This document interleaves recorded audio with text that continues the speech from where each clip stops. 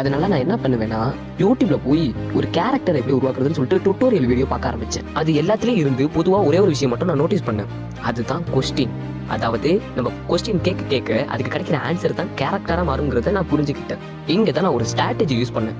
நமக்கு இந்த கொஸ்டின் கேட்கிற அளவுக்குலாம் அறிவு கிடையாது. ஆனா அந்த கொஸ்டினுக்கு ஆன்சர் பண்ற அளவுக்கு அறிவும் கிரியேட்டிவிட்டியும் அதிகமாவே இருக்கு. அதனால இந்த கொஸ்டின் கேட்கிற வேலையை நான் ChatGPT கிட்ட கொடுத்துட்டேன். அதுக்கு ஆன்சர் பண்ற வேலையை மட்டும் நான் பார்க்க ஆரம்பிச்சேன். அதுக்குன்னு நான் அப்படியே விட்டுல.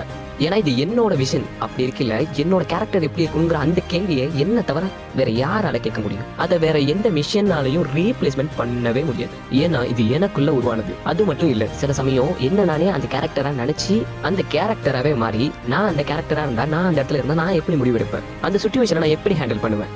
அப்படிதான் இருக்கும் நம்மளோட திங்கிங் ரைட்டிங் ப்ராசஸ். ஒன்னையும் பார்த்து பண்ணுவேன். அப்படிதான் எனக்கு பிளாட்டோமேன் கிடைச்சான். இவனுக்கு personal life, super hero responsibility, இது ரெண்டுத்தையும் நான் பிளான் பண்ணேன். அது மட்டும் இல்லாம இவன் எப்படி பிறந்தான், யாருக்கு பிறந்தான், இவனோட உண்மையான பேரு என்ன அப்படின்னு இவனுடைய சூப்பர் ஹீரோ லைஃபை மட்டும் ஃபோக்கஸ் பண்ணி எழுதாம இவனோட பர்சனல் லைஃபையும் நான் ஃபோக்கஸ் பண்ணி எழுதினேன். சிம்பிளா சொல்லணும்னா நம்மள நாமே ஒரு எக்ஸாம்பிளா எடுத்துப்போம். நான் யாரு, நான் யாருக்கு பிறந்தேன், எங்க வளர்ந்தேன், இது வரைக்கும் நான் கடந்து வந்த பாதை என்ன அப்படின்னு யோசிக்கும் போது அதுவே நமக்கு ஒரு ஸ்டோரியா கிடைக்கும். பிளாட்டோமேனோட உண்மையான பேரு அலாவுதீன்.